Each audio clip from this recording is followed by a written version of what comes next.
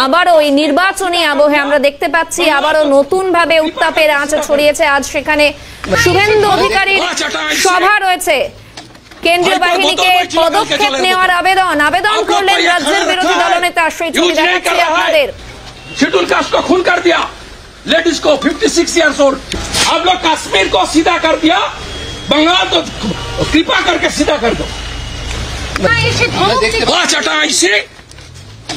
भाई पर बोतल बही छिलो कल के जलेर बोतल, आप लोग को यह खड़ा रखा है, यूज नहीं कर रहा है।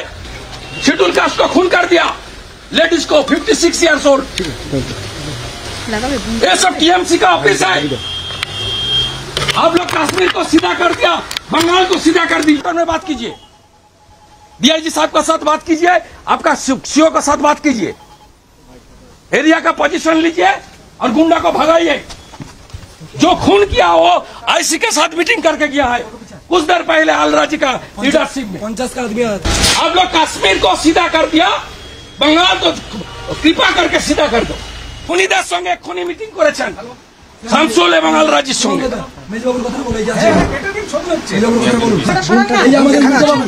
আল্লাহর গাড়িটা বার করে দিতে ছাপিয়ে আমি আটকাতে আমাকে মেরেছে। ঠিক আছে, আপনি কি করেছেন আপনার ব্যাপার। ল এন্ড অর্ডার আমি বলবো না, আমি বলবো শিডিউল কাস্ট পরিবারের বাবা সাহেব আম্বেদকর যাদেরকে প্রোটেকশন দিয়েছে, এসসিদের খুন করছে তৃণমূলের গুন্ডারা। এফআইআর নম্বর দেন, আপনি রিসিভ করেছেন এফআইআর নম্বর।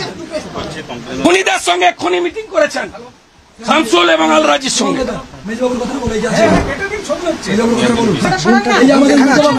আল্লাহর গাড়িটা বার করে দিতে ছাপিয়ে আমি আটকাতে আমাকে মেরেছে। ঠিক আছে, আপনি কি করেছেন আপনার ব্যাপার। ল এন্ড অর্ডার আমি বলবো না, আমি বলবো শিডিউল কাস্ট পরিবার। आप लोग कश्मीर को सीधा कर दिया, बंगाल को कृपा करके। যে ছবি আপনাদের দেখাচ্ছি, নন্দীগ্রাম থানায় ঢুকে কার্যত পুলিশের সঙ্গে বচসায় জড়ান রাজ্যের বিরোধী দলনেতা শুভেন্দু অধিকারী এবং এর পাশাপাশি কেন্দ্রীয় বাহিনীকে ধমক দিতে দেখা যায় রাজ্যের বিরোধী দলনেতাকে।